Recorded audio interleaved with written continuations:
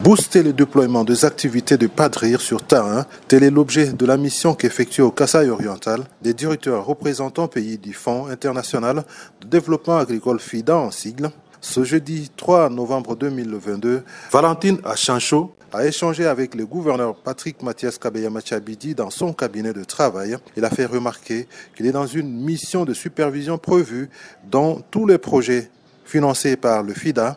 Cette mission qui a pour objectif d'aider le PADRIR à démarrer ses activités et d'apporter un appui technique. Valentine Achancho est au micro de la radio Fraternité. Il a été question déjà de présenter le but de notre mission, qui est une mission de supervision.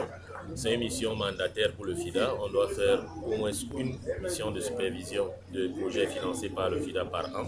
Et compte tenu du fait que le PADRIR vient de démarrer et n'a pas encore démarré des actions très concrètes sur le terrain, nous lui avons fait savoir que la mission avait pour but également d'aider le projet à pouvoir démarrer ses activités. Quant au bâtiment devant abriter le bureau du projet, il signale qu'il a été décidé de la réhabilitation du bâtiment de l'inspection provinciale de l'agriculture sur le site PEMCAO. Dans l'accord de financement du PADRIR, le gouvernement devait apporter comme contribution les bâtiments. Aujourd'hui, les bâtiments qui ont été affectés au projet ne sont pas fonctionnels parce que c'est des bâtiments qui datent de 30 ans et qui sont déjà délabrés et même pratiquement écroulés.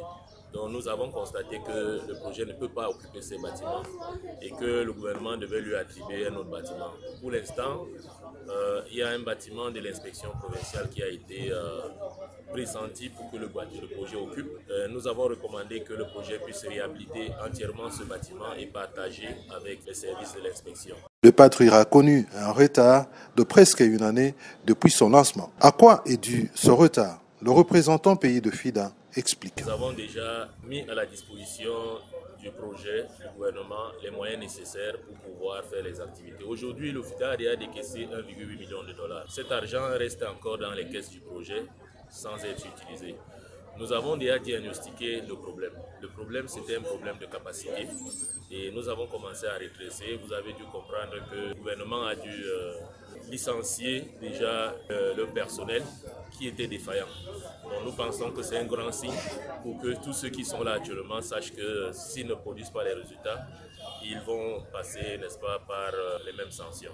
Après le gouvernorat de province, il a eu un entretien avec les chefs de services étatiques impliqués dans le programme, dans la salle polyvalente Mpoyingongo. Le projet d'appui au développement inclusif et résilient PADRIR en sigle a comme objectif la réduction de la pauvreté en milieu rural, l'amélioration de revenus des petits producteurs, particulièrement des jeunes et des femmes et aussi des personnes autochtones. Il vise aussi l'amélioration de la sécurité alimentaire et nutritionnelle, de même que la résilience au changement climatique. Le coût global du programme est de 150 millions de dollars américains. Signalons que dans la matinée, le représentant pays de FIDA en République démocratique du Congo a visité les bâtiments devant abriter le bureau du projet sur le site PEMCAO. Des instructions fermes ont été données à la coordination provinciale du programme conduite par Georges Ntumbandumba.